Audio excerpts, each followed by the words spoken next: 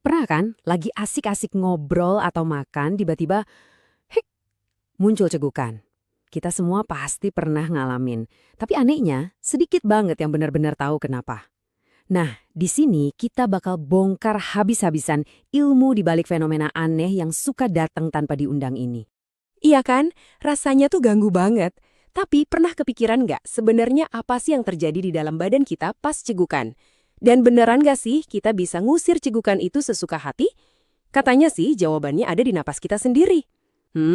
Ayo kita cari tahu. Oke, biar keren dikit, kita pakai nama ilmiahnya ya.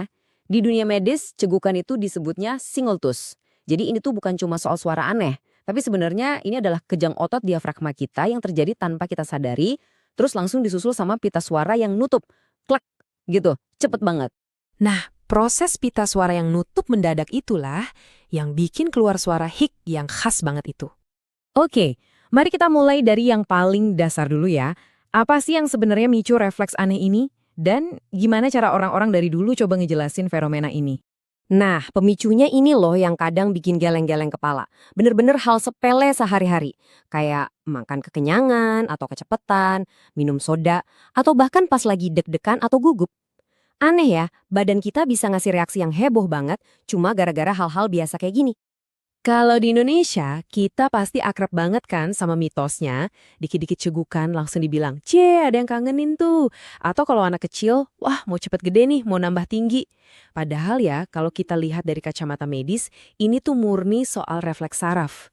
Tapi ya, lucu juga sih, ini nunjukin gimana dari dulu kita selalu berusaha cari makna di balik hal-hal yang belum kita ngerti. Oke, sekarang kita masuk ke bagian mesinnya. Kita bakal lihat apa yang sebenarnya terjadi di sistem saraf kita. Bayangin aja cegukan itu kayak korsleting kecil tapi super cepat di dalam tubuh kita. Jadi gini, ceritanya tuh dimulai dari sebuah gangguan kecil, sebuah iritasi. Bisa jadi dari makanan, minuman, atau bahkan emosi kita sendiri. Sesuatu itu nyenggol saraf di sekitar diafragma kita. Nah, inilah titik awalnya. Sinyal senggolan tadi itu nggak diam aja. Dia langsung ngacir melakukan perjalanan super kilat lewat dua jalan tol utama di sistem saraf kita, namanya saraf vagus dan saraf renikus. Anggap aja ini kurir ekspres yang bawa pesan ke pusat kendali. Dan sampailah pesan itu di tujuannya, pusat refleks di batang otak. Ini bagian otak kita yang paling purba loh. Dia yang ngurusin semua hal otomatis, kayak napas dan detak jantung, tanpa perlu kita suruh. Begitu terima laporan, si batang otak ini nggak pakai lama. Dia langsung kirim perintah balik. Balas, katanya. Perintah ini dikirim lewat jalur yang sama, yaitu saraf renikus, dengan kecepatan tinggi. Dan inilah puncaknya. Perintah kilat tadi bikin diafragma itu loh, otot gede di bawah paru-paru kita, langsung kaget dan kejang. Tiba-tiba tanpa bisa dikontrol. Nah, itulah dia cegukan. Satu sirkuit lengkap yang terjadi cuma dalam kedipan mata. Oke, kita udah tahu sistem errornya kayak gimana. Sekarang pertanyaan terpenting, gimana caranya kita ngehack sistem ini? Gimana cara kita motong jalur korsleting ini? Yuk kita bedah cara meretas cegukan. Sering kan dengar cara-cara aneh buat ngilangin cegukan? Ternyata banyak dari obat rumahan itu ada penjelasan ilmiahnya loh. Misalnya nih, napas di kantong kertas. Itu tujuannya buat naikin kadar karbon dioksida di darah kita, yang efeknya bisa bikin diafragma lebih rileks. Atau minum air dingin dan dikagetin. Itu sebenarnya cara buat ngeriset atau ngalihin perhatian si saraf vagus tadi. Jadi sirkuit cegukannya kepotong deh. Nah, ini ada satu teknik yang udah terbukti secara ilmiah. Namanya HAPI. Gampang banget kok. Pertama, tarik napas, dalam banget semaksimal mungkin. Terus selama 30 detik, coba terus hirup udara dikit-dikit lagi seolah-olah mau nambahin isi paru-paru. Kalau udah 30 detik, baru deh hembuskan pelan-pelan. Cara ini ampuh banget buat ngeriset sistemnya.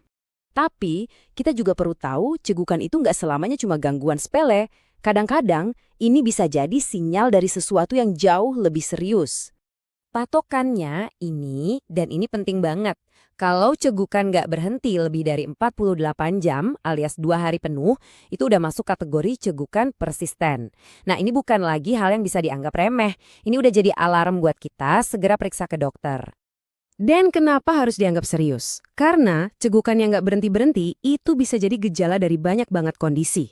Mulai dari masalah di syaraf kayak GERD, atau gangguan di sistem syaraf pusat kayak stroke, Bahkan bisa jadi penanda adanya masalah metabolisme kayak gagal ginjal. Jadi ini bukan main-main. Oke, kita udah tahu cegukan itu apa, pemicunya apa, cara ngatasinya gimana.